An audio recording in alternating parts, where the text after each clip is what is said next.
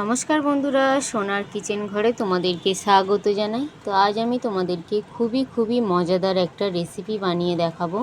তো এই রেসিপির ভিডিওটি পুরো দেখার অনুরোধ রইল। আর রেসিপিটি যদি ভালো লাগে কমেন্ট করো, লাইক শেয়ার সাবস্ক্রাইব করে আমার পাশে থেকো। যারা এখনও পর্যন্ত আমার চ্যানেলটিকে সাবস্ক্রাইব করেছো তাদেরকে অসংখ্য ধন্যবাদ। যারা এখনও আমার চ্যানেলটিকে সাবস্ক্রাইব করোনি, অনুরোধ রইল আমার চ্যানেলটিকে সাবস্ক্রাইব করে আমার পাশে থাকার জন্য। যারা আমার ফেসবুক পেজ থেকে দেখছো তাদের কাছে অনুরোধ রইল ফেসবুক পেজটা একটা লাইক দিয়ে একটু ফলো করে দেওয়ার জন্য। তো রেসিপিটি বানানোর জন্য এখানে দেখো আমি ভেটকি মাছের কাটা নিয়ে নিয়েছি। তো আজ আমি বানাবো ভেটকি মাছের কাটা চচ্চড়ি। আর ভেটকি মাছটা কিন্তু একদম টাটকা আছে। তো এই ভেটকি মাছের কাটাটা দিয়ে আজ আমি তোমাদেরকে ভেটকি মাছের কাটা চচ্চড়ি করে দেখাবো।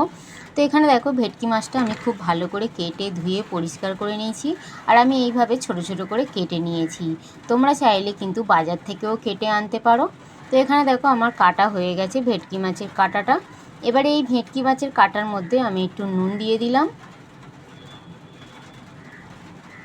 একটু আমি হলুদ গুঁড়ো দিয়ে দিলাম, দিয়ে খুব ভালো করে নুন আর হলুদ গুঁড়োটা দিয়ে আমি খুব ভালো করে ভেটকি মাছের কাঁটাটা মাখিয়ে নেব। খুব ভালো করে কিন্তু হাত দিয়ে এইভাবে মাখিয়ে নিতে হবে। তো এখানে দেখো ভেটকি মাছের কাঁটাটা আমার নুন হলুদ মাখানো হয়ে গেছে। এবারে এই ভেটকি মাছের কাঁটাটা আমি রেখে দিলাম। দেওয়ার পরে দেখো গ্যাসের মধ্যে আমি কড়াই বসিয়ে দিয়েছি। ওই কড়াইয়ের মধ্যে আমি সর্ষের তেল দিয়ে দিলাম। আজকের আমি ভেটকি মাছের কাটা চচ্চড়িটা সর্ষের তেল দিয়ে বানাবো। তবে তোমরা কিন্তু তোমাদের পছন্দ অনুযায়ী তেল দিয়ে কিন্তু বানাতে পারো। তো সর্ষের তেলটা দেখো আমি খুব ভালো করে গরম করে নিলাম। তবে সর্ষের তেল দিয়ে বানালে কিন্তু খেতে ভীষণই ভালো লাগে। তো আজ আমি ভেটকি মাছের কাটা চচ্চড়িটা বেগুন দিয়ে বানাবো। যার জন্য দেখো আমি একটা বেগুন নিয়েছিলাম। বেগুনটা আমি এইভাবে লম্বা লম্বা করে কেটে নিয়েছিলাম। আর বেগুনটার মধ্যে আমি একটু নুন আর হলুদ মাখিয়ে বেগুনটা ভেজে নিচ্ছি। তোমরা চাইলে কিন্তু বেগুনটা নাও দিতে পারো, বেগুন ছাড়াও কিন্তু ভীষণই ভালো লাগে। তো আজ আমি বেগুন দিয়ে বানাবো, যার জন্য আমি একটা বেগুন এইভাবে ভেজে নিলাম। তো এখানে দেখো বেগুনটা আমি লাল লাল করে ভেজে নিচ্ছি। তো এখানে দেখো বেগুনটা কিন্তু লাল লাল করে ভাজা হয়ে গেছে। এবারে বেগুনটাকে আমি তুলে নেব।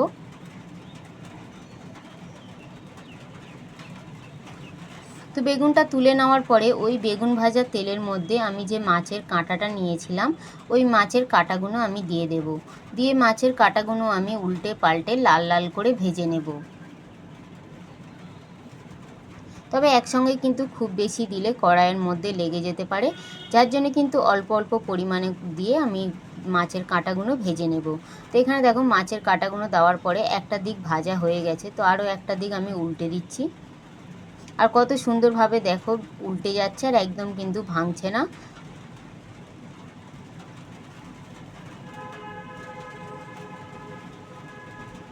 তো এইভাবে উল্টে পাল্টে মাছের কাঁটাগুলো আমি ভেজে নিলাম।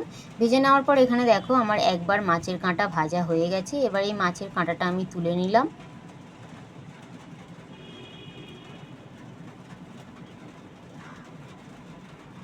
তুলে নেওয়ার পরে বাকি যে মাছের কাঁটাগুলো ছিল আমি একইভাবে বাকি মাছের কাঁটাগুলো ভেজে নেব।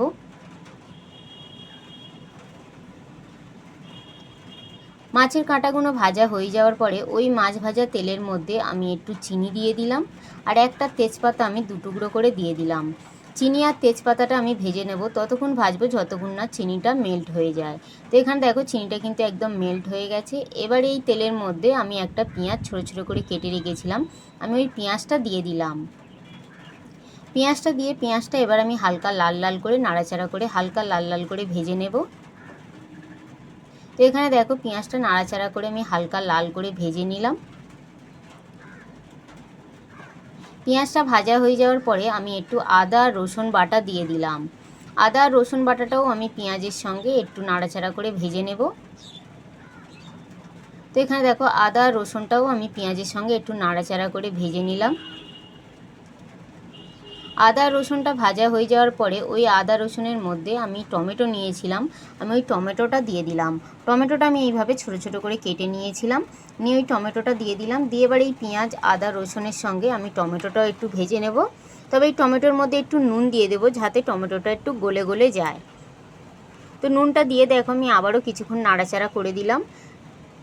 তো তো কিছুক্ষণ নাড়াচাড়া করে দেওয়ার পরে আমি কিছুক্ষণ ছেড়ে দিয়েছিলাম যাতে টমেটোটা একটু সিদ্ধ হয়ে যায় আর গলে গলেও যায়।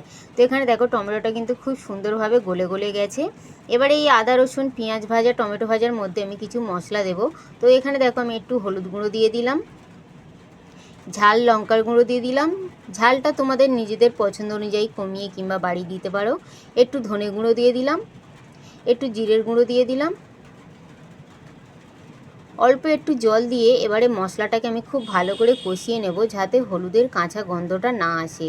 তো এখানে দেখো অল্প করে আমি একটু জল দিয়ে দিলাম, দিয়ে এবারে মশলাটা আমি খুব ভালো করে কষিয়ে নেব।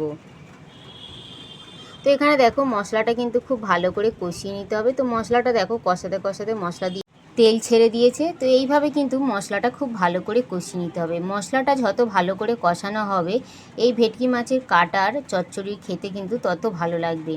তো মশলাটা কিন্তু আরও কিছুক্ষণ আমি খুব ভালো করে সময় দিয়ে কষিয়ে নেব। তবে এখানে কিন্তু মশলাটা কষানোর সময় গ্যাসটা একদমই কমিয়ে দিয়ে মশলাটা কষাতে হবে। তো এখানে দেখো মশলাটা থেকে কিন্তু খুব ভালোভাবে এবারে তেল ছেড়ে দিয়েছে। এখানে কিন্তু আমার মশলাটা কষানো হয়ে গেছে, খুব ভালোভাবে আমার মশলাটা কষানো হয়ে গেছে।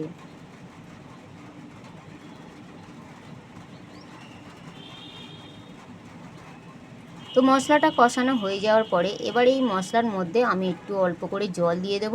তবে এই জলটা কিন্তু হালকা উষু উষু গরম করে নিয়েছিলাম, ওই গরম জলটা আমি দিয়ে দিলাম। দিয়ে এবার আমি ঝোলটাকে খুব ভালো করে ফুটতে দেব। তো এখানে দেখো ঝোলটাও কিন্তু খুব ভালো করে ফুটে গেছে। এবারে ঝোলটাকে আমি একটু নাড়াচাড়া করে নিলাম। ঝোলটাকে নাড়াচাড়া করে নেওয়ার পরে আমি যে ভেটকি মাছের কাঁটাটা আগে দিয়ে ভেজে রেখেছিলাম ওই ভেটকি মাছের কাঁটাটা আমি দিয়ে দিলাম। দিয়ে আমি 5 থেকে 7 মিনিট খুব ভালো করে ফুটিয়ে নেব যাতে ভেটকি মাছের কাঁটাগুলো সিদ্ধ হয়ে যায়। তো খুব ভালো করে কিন্তু আমি ফুটিয়ে নেব।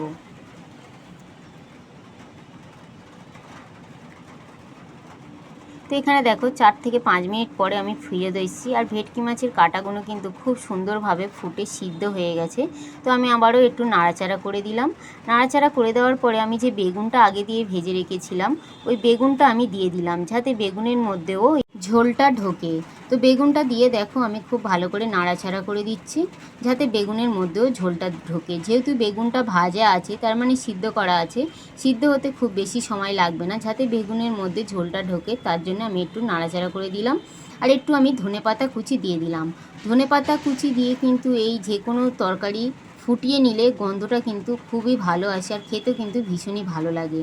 ভেটকি মাছ তো তোমরা সবাই খাও, আশা করি এই ভেটকি মাছের কাঁটা এইভাবে রান্না করে কোনো দিন খাওনি।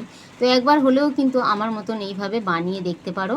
তো এবারে দেখো ভেটকি মাছের কাঁটা চচ্চড়িটা প্রায় আমার নামানোর মুখে। নামানোর আগে আমি একটু গরম মশলার গুঁড়ো দিয়ে দিলাম আর একটু ধনেপাতা কুচি আমি ওপর থেকে ছড়িয়ে দিলাম। দিয়ে এবারে আমি 30 সেকেন্ডের মতন একটু ফুটিয়ে নিয়ে আমি গ্যাসটা বন্ধ করে দেব। গ্যাসটা বন্ধ করে দেওয়ার পরে কিন্তু আমার এই ভেটকি মাছের কাঁটা চচ্চড়ি পরিবেশন করার জন্য পুরো রেডি হয়ে যাবে।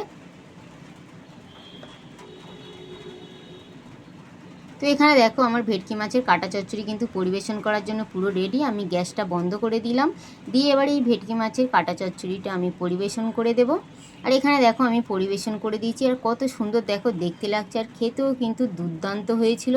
তো একবার হলেও তোমরাও কিন্তু আমার মতন করে বানিয়ে দেখতে পারো ভেটকি মাছের কাঁটা চচ্চড়ি। আশা করি ছোট থেকে বড় সবাইয়ের কিন্তু ভীষণ ভীষণ ভালো লাগবে।